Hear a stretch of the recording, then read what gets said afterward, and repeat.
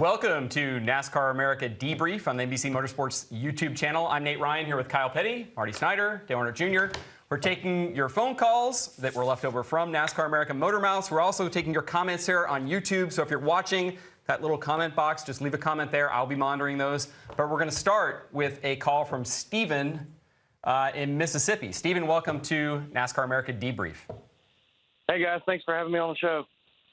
Thanks for calling. What you got? Well, I was calling to ask Dale and Kyle, what do you expect out of Talladega with this new aero package, and also combined with the tapered spacer? Are we going to see the same speeds we've seen in the last few years? Are we going to see less speed? Are we going to see NASCAR just had a spoiler today. Well, I can't answer that question for you, but I can try to help you understand where we're at right now. They did go down to Daytona, I believe. Right after the race. Yeah, they did a test at Daytona at the 500, and two cars ran over 200 miles an hour. Yeah. With this new 550 horsepower package and the new aerodynamics with the spoiler and so forth. The cars were really fast. So what they've done is they've tried to add spoiler to the cars to slow them down, get them back under 200. There's understanding with aerodynamics and the lift on the cars when they get backwards and so forth, that they need to keep them at a certain speed so that we don't have cars flying up in there when they get spun out. But I've talked to a driver actually today about that, and he thinks that it's going to be chaos. Like the runs that you're going to get, the ability to be able to slingshot or pass another car or push a guy by another car, the closing rate could be faster. So I think it'll be nothing like what we saw this past year at Talladega, where Stewart Haas drove away from the field. We're not going to see that again. I think we're going to see big pack racing, 2, 3, 4 wide. That's good. From a driver's perspective, what's a throttle response like? Is it different than the plate? You know what I'm saying? I imagine it's probably similar. Yeah, I didn't. Yeah, because the plate had dumbed down the motor. By that, what we've been running for the last several years had the motor pretty dumbed down. So I think they're probably not going to see a lot difference in throttle response. The speeds are still there. We're going to have speeds that are comparable, and but we're going to have a bigger spoiler. Yeah. And I think that's going to increase the closing rate. You're going to have a lot more guys pushing, shoving. The pack's going to be tighter together. That's going to make for some pretty interesting moments. I would bet for Talladega practices and Daytona practices, now we see everybody sit out. I don't think either race they're going to be sitting out. I think everybody's going to be practicing with you, because I still don't know whether you want to get a feel for what it's going to be. I thought when we went to no ride heights and guys complaining about the way their cars drive in the race, I mean, because that's all we've heard is how bad the handling has been in the pack at Daytona. I thought for sure that would get guys out on the racetrack practicing. No, not at all. They're all too afraid. They put too much into those primary cars to be able to go out there and risk it and crash into practice. I don't think that'll change. All right, well, we appreciate that call, Steven. We'll definitely be watching for that at Talladega. Let's go to another phone call. Let's go to Richard in Montana, who I think wants to talk a little dirt racing. Richard. Hey, how you guys doing? First off, I'd love to say I'm a huge Dale fan. I always have been ever since you started. Thank you. The one thing I would love to see is these Cup boys going to Eldora. The truck racing has put on spectacular shows there, and, I don't see any reason they shouldn't go. It doesn't appear to be Eldora. It wouldn't have to be Eldora, but Eldora is an awesome track. Right. Kyle, your thoughts on dirt racing in the Cup Series? Listen, with the schedule changes that they just made, okay, and with rethinking where the sport's at, and if we're going to say, okay, this is about entertainment, this is about the show, then I don't have a problem with going to a dirt race. I don't know how we could run a dirt race. I don't know how the Cup guys could. The Truck Series is a different series. The XFINITY Series is a different series. We have built this series, and I will say this. This series has elevated itself, the Cup level, has elevated itself to the Premier League of motorsports in America, in my opinion. Right. And to take that and go backwards, I'm not sure that that's what you want to do with it. I'm just not sure. And I don't know whether you could put on what is considered a Cup show at an Eldora, at a place like that. We can put on a truck show. I'd have to see an Xfinity race first, I think. And ARCA does a great job with some of the dirt races that they used to run. I will say that. But I think I'd have to see a year. I think I'd have to see an Xfinity race with what is closer to our cars or the Cup cars before I signed off on it. Yeah, I think I'll just be surprised if it ever happens. Ever happens. Yeah, I would love to see it, maybe at a mile or something like that, one of the bigger dirt tracks like ARCA runs at. Yeah. I just don't think we'll ever see it. I don't think that the sport, the powers that be, will ever pull that trigger. Even if drivers want, because drivers, I feel like, are becoming but it more takes vocal elements about out, right? I mean, like you look at the truck race, they don't have live pit stops. You can't. The facilities just aren't there to have live stops. It changes how you play the game. You just have to stop. That's what I'm saying. Everybody goes out. But it works. There's it works in the truck series. There's ways to do it. It's not that it can't be done. Yeah. It's that will the people that are in charge choose to do it. And let me say this. Let's go back to Greenville Pickens. Let's go back to all these racetracks in the late 50s and early 60s. They ran 150-lap cup races where they had to pit. They ran where they had to pit during a race. I mean, Eldora doesn't do it because they don't have the facility to have a pit road. Have a live pit road. Yeah, to have a live pit road like that. So do we have to find a dirt track that has a live pit road? I mean, that's an issue. So, I'm with Dale. I just don't think that where the sport is right now, where the sport's trying to go, that in between here and there, where we're trying to get to right now, that anybody's got a dirt track in mind. How long would the dirt race be? Yeah, I don't know. That's my point. I think they'd probably do it like the truck series, right? They'd break it up into 3 segments, run I don't know, maybe 200 laps. You go back to 100. Would it be 300 miles? I don't know. Wow. I don't think it would be. It'd be a lot. I don't know. Then would it count? Yeah. Well, that's what I'm saying, because you got to go back to Then would the win count? All right. No, the win wouldn't count. Richard Petty's wins don't count, so they don't count. Oh my God. Ultimately, as Dale said, Jim Francis called. This is NASCAR's call, but I can tell you, Eldora I think we just Speedway. answered our own question. Didn't we? Eldora Speedway wants a Hope y'all cup enjoyed race. that. Eldora Speedway wants a cup race. That I know. Let's go to YouTube for a comment. Marty, you were just there. NASCAR 18 fan wants to note, NASCAR, should it go to the Circuit of the Americas? 1,000%. It's Texas. a phenomenal facility, and you don't realize how cool the racetrack is until you're there. So from the front stretch, if you guys can imagine, it's a 13-story climb to the top of Turn 1. And in an Indy car, it's at 160 miles an hour. It happens in like 1.7 seconds. Yeah. And then it goes into a blind left-hand corner that's that way. I mean, the facility's amazing. You could not get a better facility. I mean, Daytona would rival it. It's phenomenal. What's keeping us from going there? I have no idea. I mean, I would say, I know the answer. I can think of someone. His buddy Eddie Gossage. Well, let's hear it. But so here's the deal, and I will say, that's Eddie said if IndyCar ever goes there, we'll never have another race at Texas Motor Speedway, and they. But I will say, let me say this. Let me say this. There you go. Okay. Hashtag. Let me. Here's what I'm going to say. It's a weak argument in this day and time. Right. When you say somebody's racing in my backyard. Yeah. Because listen, I grew up in I'm just saying Greensboro. what your buddy is saying. I grew up in Greensboro, 60 miles from Martinsville, 70 miles from Rockingham, 140 miles from Darlington, 60 miles from Charlotte. Yeah. I mean, there were 10 races that we stayed at home. We stayed in our own homes, in our own beds. We didn't have to have a hotel room. And you're not even counting North Wilkesboro. Yeah, that's that was racing in your mix. backyard right there. So if we think this sport is at a place where it's big enough, then yeah, I think it can have 2 races. They spent $400 million making that racetrack for a reason. I have no idea how they pay the mortgage on that racetrack. It's an outstanding facility. I mean, they have Taylor Swift concerts there. We're not going there. I mean, we're not going. Huge concert. But I'm just saying, my point is, it is an outstanding facility beyond the racetrack. But the racetrack, you cannot get any better than that racetrack. It's outstanding. If we can convince Eddie Gossage to maybe give a little, I think like everybody can. It deserves to be on the Cup schedule, no doubt about it. Yeah. Let's go back to the phones and talk to Brandon, who wants to talk about road courses. Brandon, welcome to NASCAR America Debrief. Hey, how you guys doing? Good.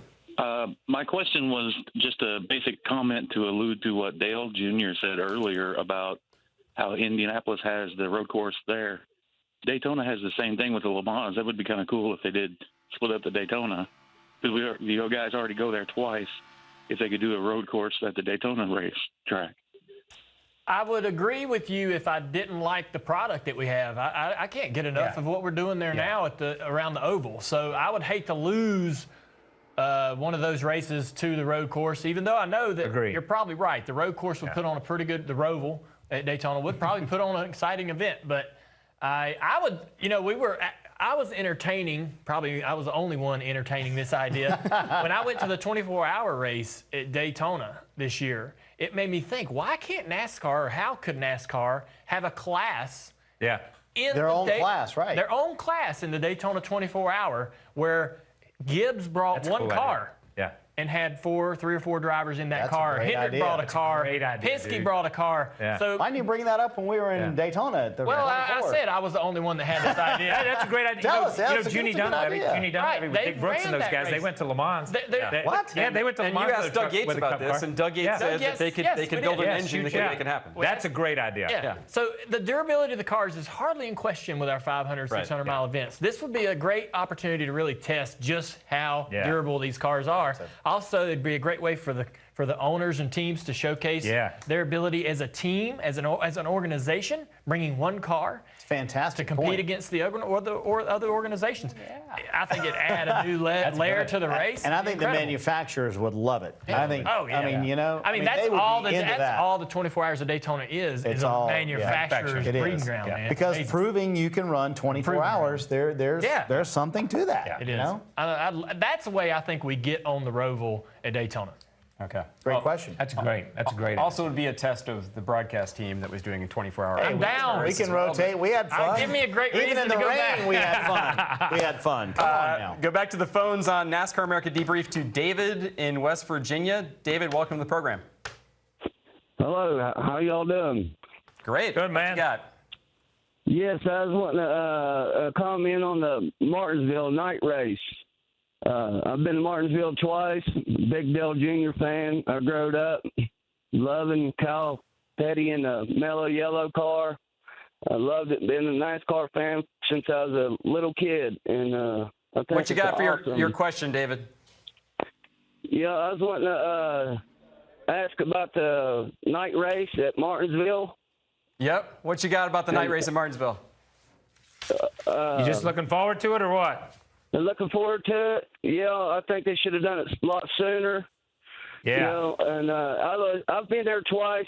You know, I've been around a lot. All right. of Thanks, races David. in All right. NASCAR. So David likes the night race at Martinsville. It's an outstanding it show. is great. I mean, so my son has great. races the big late model race every year, and the last 2 years they've done it under the lights. It's been amazing. It's been amazing. Yeah. You and I were texting back and forth during the race last year when your car got wrecked and my car got wrecked. But I mean, they have this little light show they can put on before, because it's all LED lights. Yeah. So it does this dance before. It's pretty cool. Clay Campbell does a fantastic job. It's going to be an outstanding show, and I'll say it'll probably be sold out. Yeah, I mean, I personally would love to see as many short track night races as possible. If we have a great, exciting night race, which we've already had one at Martinsville, why not have two?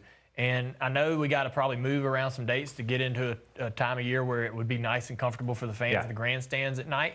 But eventually, I'd love to see two night races at Martinsville. Well, you look at that date, though, Sunday, November 1st. It's still kind of warm in the Carolinas and Southern Virginia around that time of the year. Yeah. And it's warmer dark. there in November than it is in April sometimes. I'm going to That's say a good it can point. be cold up It's been a there. long Well, my point is that could wind up being a night race at the end of the race fairly easily. Even if you started at 1 or 2 in the afternoon, it could be, Right. could be a while before thing's over. Could be. Question from the YouTube channel, Maximilian Meyer. This might be a Kyle Petty question. This one's kind of out there. What about having the champion of the previous season decide where the championship race will be the following season? No. Now that we're open to rotating the title race. Listen, I'm all for not letting the drivers decide anything. You know what I mean? That's kind of what we have with Phoenix. I mean, really, I mean, I think that I really like the idea of moving it around and trying to get other tracks involved and premiering other racetracks as well. Okay. Listen, you see where the NFL goes with with the Super Bowl, and I know we probably shouldn't talk about things like that, but my point is why don't these tracks, why don't they do a promotional why I should have the championship race? Why should I let the fans vote? Let's do something different. Let's let them vote. Why? Let's get the tracks to say why this track should have this. Yeah. Why should it be in Texas? Yep. You mean? Why should it be here? Or why should it be bidding there? on the Super Bowl. Like bidding on the Super Bowl, and have each Other track drivers have said. kind of present something. I'd do something like that. I just hope that before we, as we get into 2021, new agreements are written. New commitments are made long term. I just hope that there's some flexibility where we haven't had flexibility in the past. Right. Imagine if, like, Watkins Glen gets to put themselves in the playoffs race, or Michigan, they haven't had one yet. I mean, fans there would be crazy about that. And I just think it generates excitement among the fan base if you get included in those 10 races. and then rotating the championship race, I think from a competition standpoint is necessary, and that's my opinion. Well, speaking of 2021, Dale, we actually have a caller, Craig, who I think wants to talk about 2021 on NASCAR America Debrief. Craig, you're on the program. Hi there, guys. Yeah, I wanted to talk about. I know we're talking about 2020 at the moment, but I know that looking forward. I think Nate, you mentioned it on Monday, and Dale, you talked about looking forward to the future, about putting different tracks on the schedule. But my thing is, where would we possibly be going at? Maybe that's not something that we were at 10 years ago. If we're looking at different tracks, you got the logistics of, do you have enough space? Do you have the safer berries? Do they have the funding to be able to go to those tracks and the amount of space that they have? Should they experiment with the lower series first before they maybe go to different places in the Cup Series?